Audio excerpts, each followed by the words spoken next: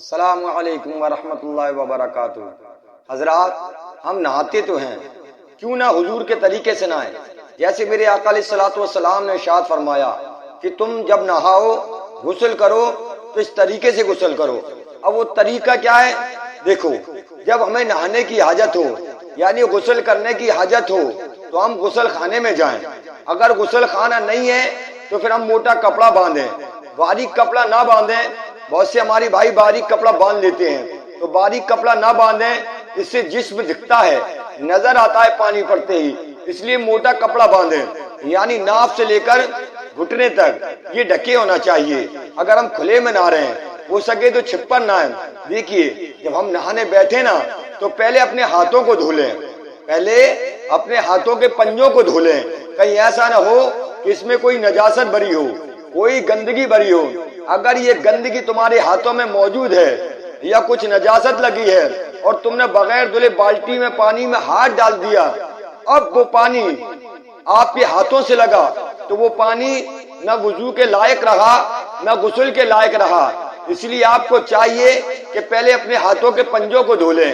پنجے دھونے کے بعد اب جہاں جہاں آپ کے جسم پر گندگی لگی ہے یعنی نجاست لگی ہے اس کو صاف کریں۔ اس کو صاف کرنے کے بعد پھر آپ کو کیا کرنا ہے؟ آدھا دھڑ دھو لینا ہے۔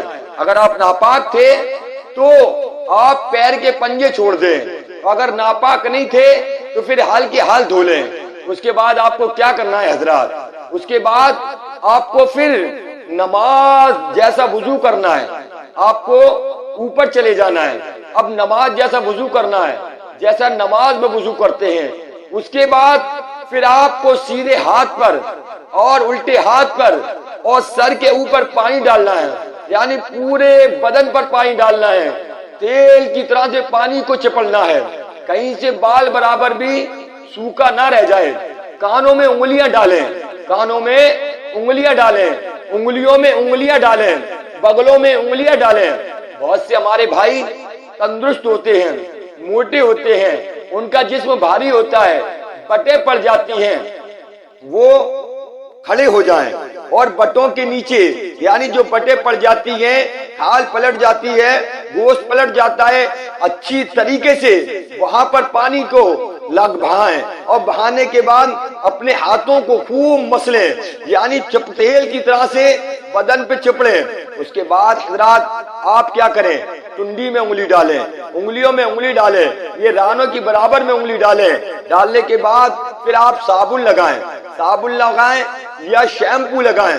حضرات ایک بات کا دھیان رکھیں، اگر کوئی برہنہ نہ رہا ہے تو نہ تو وہ کعبہ شریف کی طرف اپنی پیٹھ کرے، نہ کعبہ شریف کی طرف سامنا کرے۔ حضرات جب وہ نہائے تو نہ پیٹھ ہو نہ سامنا ہو۔ اگر کپڑا باندھ کر نہاتے ہیں تو کوئی حرج نہیں ہے، کوئی حرج نہیں ہے۔ یاد رکھیں، یاد رکھیں، اب آپ 3 مرتبہ پورے جسم سے پانی بہا دیں، یہ اب آپ پاک ہو گئے، اب آپ پاک ہو گئے۔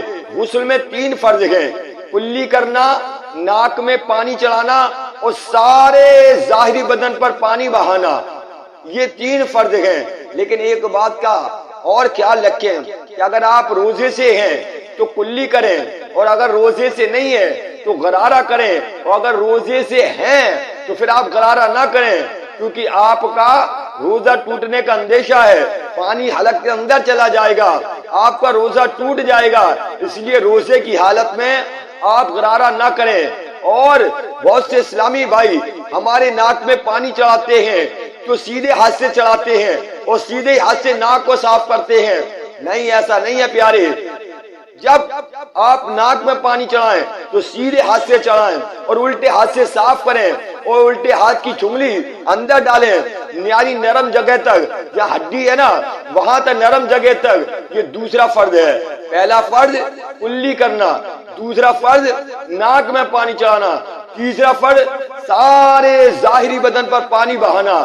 اگر آپ کے کان میں سوراخ ہے تو سوراخ میں پانی ڈالیں، اگر ناک میں سوراخ ہے تو ناک میں سوراخ میں پانی ڈالیں، اگر آپ انگوٹھی پہنے ہیں تو انگوٹھی کو گھمائیں، اگر آپ نیل پالش لگائے ہوئے ہیں تو پہلے اس کو ہٹا لیں۔ ایسے تو نیل پالش لگانا گناہ کا کام ہے، کیونکہ اگر آپ نیل پالش آپ نے لگائی تو آپ کا وضو نہیں ہوگا، وضو نہیں ہوگا تو نماز نہیں ہوگی، جب نماز نہیں ہوگی اور اسی حالت میں اگر مر گئے تو جہنم میں مبتلا ہونے کا اندیشہ ہے، عذاب الہی برسنے کا اندیشہ ہے۔ اس لیے نیل پالش نہ لگائے کریں، ناخن پالش نہ لگائے کریں کہ اس سے وضو نہیں ہوگا، جب وضو نہیں ہوگا تو نماز نہیں ہوگی، اور اسی حالت میں اگر مر گئے تو اگر غسل دیا گیا تو غسل بھی نہیں ہوگا۔ تو حضرات نیل پالش لگانے سے ڈریں۔ غسل میں 3 فرض ہے: کلی کرنا، ناک میں پانی چڑھانا اور سارے ظاہری بدن پر پانی بہانا۔ اب حضرات آپ پاک ہو گئے، آپ کے پیروں کے پنجے بچے تھے، اب تھوڑا ہٹ کر وہاں سے پھر اپنے پیروں کے پنجوں کو دھو لیں۔ اب آپ پاک ہو گئے، فوراً اس کے بعد آپ کپڑے پہن لیں۔ اللہ پاک سے دعا ہے کہ اللہ پاک سننے سے زیادہ عمل کی توفیق عطا فرمائے۔ اور بھی طریقے ہیں، اور آپ ایک بات کا اور دھیان رکھیں، اگر آپ کو یہ بات پسند آئی ہو تو ہمارے چینل کو لائک کریں اور سبسکرائب کریں اور شیئر کریں، لوگوں تک پہنچائیں۔ مسلمان ہونے کے باوجود بھی ہمیں غسل کا طریقہ نہیں یاد ہے، ہمیں غسل کے فرض نہیں یاد ہیں۔ اب اندازہ لگائیے، جب ہم پاک نہیں ہوں گے تو وضو نہیں ہوگا، جب وضو نہیں ہوگا تو نماز نہیں ہوگی، جب نماز نہیں ہوگی تو ہم گنہگار ہوں گے، گناہوں میں مبتلا ہو جائیں گے۔ اور تو حضرات تو ہمیں اب یاد رکھنا ہے کہ ہمیں غسل اچھی طریقے سے کرنا ہے۔ غسل اچھی طریقے سے ہوگا تو نماز بھی اچھی طریقے سے پڑھی جائے گی، کیونکہ پاکی آدھا ایمان ہے، آدھا ایمان حیا ہے۔